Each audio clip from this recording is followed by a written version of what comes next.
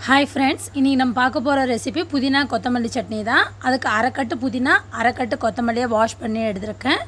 கொஞ்சமா தேங்காய் பீஸ் வந்து கட் பண்ணி எடுத்துர்க்கேன் நெக்ஸ்ட் பாத்தீங்கன்னா ஒரு சின்ன துண்டு இஞ்சி 2 ஸ்பூன் அளவுக்கு உளுத்தம் பருப்பு சின்ன சைஸ் புளி ஒரு 2 காஞ்ச மிளகாய் ஒரு பச்சை மிளகாய் எடுத்துர்க்கேன் தேவையான அளவுக்கு எண்ணெய் எடுத்துர்க்கேன் இப்போ அடுப்புல வந்து கடாய் ஹீட் பண்ணியிருக்கேன் இதுல கொஞ்சமா எண்ணெய் ஆட் பண்ணிடலாம் நம்ம சேனலை ஃபர்ஸ்ட் டைம் பார்க்குற வியூவர்ஸாக இருந்தால் நம்ம சேனலை மறக்காமல் சப்ஸ்கிரைப் பண்ணிக்கோங்க அது பக்கத்தில் இருக்க பெல் ஐக்கானை கிளிக் பண்ணிங்கன்னா ஆல்ன்ற ஆப்ஷன் வரும் அதை கிளிக் பண்ணிங்கன்னா நான் தினம் போடுற வீடியோஸ்லாம் உங்களுக்கு நோட்டிஃபிகேஷனோடு வரும் இது கூட நான் உளுந்து ஆட் பண்ணிடுறேன் உளுந்து ஆட் பண்ணிவிட்டு லோ ஃப்ளேம்லேயே வச்சா நல்லா மிக்ஸ் பண்ணி விடணும் அது நல்லா செவந்து வரட்டும் ரொம்ப ஹை ஃப்ளேமில் வச்சிங்கன்னா அது கருகிடும் சீக்கிரம் லோ ஃப்ளேம்லேயே வச்சு வறுத்து விட்டுடலாம் இது கூட காஞ்ச மிளகாய் பச்சை மிளகாயை நான் ஆட் பண்ணிடுறேன் நெக்ஸ்ட் இது கூட ஒரு துண்டு இஞ்சி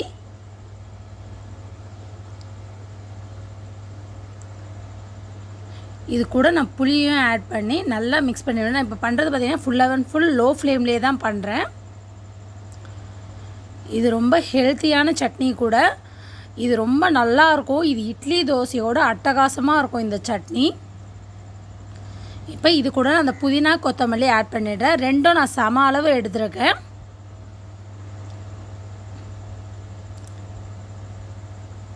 இப்போ இதை நல்லா மிக்ஸ் பண்ணி விடலாம் உங்கள் ஃப்ரெண்ட்ஸ் ரிலேட்டிவ்ஸ்க்காக சமையல் தெரியாத பிகினர்ஸ் இருந்தாங்கன்னா இந்த வீடியோவை அவங்களுக்கு ஷேர் பண்ணுங்கள் இந்த வீடியோ உங்களுக்கு ரொம்ப யூஸ்ஃபுல்லாக இருக்கும் நெக்ஸ்ட்டு நான் இது கூட நான் தேங்காவையும் ஆட் பண்ணிடுறேன் தேங்காய் வந்து ஆப்ஷனல் தேங்காய் நீங்கள் ஆட் பண்ணிங்கன்னா இதோட அளவு வந்து கொஞ்சம் அதிகமாக வரும் தேங்காய் நீங்கள் ஆட் பண்ணலைன்னா அளவு கம்மியாக வரும் ஒரு சிலருக்கு பிடிக்கும் வேணும்னா இது நீங்கள் யூஸ் பண்ணிக்கலாம் இல்லைனா அவாய்ட் பண்ணிடலாம் இப்போ இதை நல்லா நான் மிக்ஸ் பண்ணி விடுறேன் ஒரு 2 மினிட்ஸ் கிட்ட மிக்ஸ் பண்ணி விடலாம்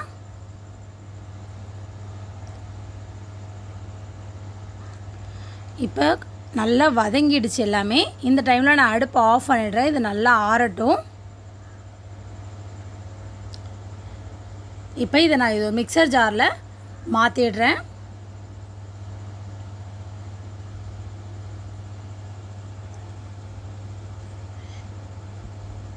இப்போ இதுக்கு தேவையான அளவுக்கு நான் கல்லுப்பு ஆட் பண்ணிடுறேன் இதை நல்லா நைஸாக தண்ணி விட்டு அரைச்சி எடுத்துக்கலாம் இப்போ நான் அதே கடாயில் ஹீட் பண்ணியிருக்கேன் இதில் கொஞ்சமாக எண்ணெய் ஆட் பண்ணிவிட்டு இது கூட கடுகு ஆட் பண்ணிடலாம்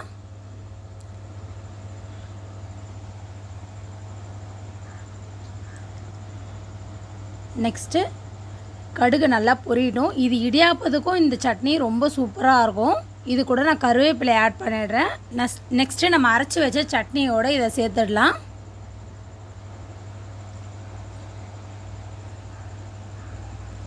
அவ்வளோதான் ரெடி ஆகிடுச்சு புதினா கொத்தமல்லி சட்னி ட்ரை பண்ணி பாருங்கள் ட்ரை பண்ணி பார்த்துட்டு கமெண்ட் பண்ணுங்கள்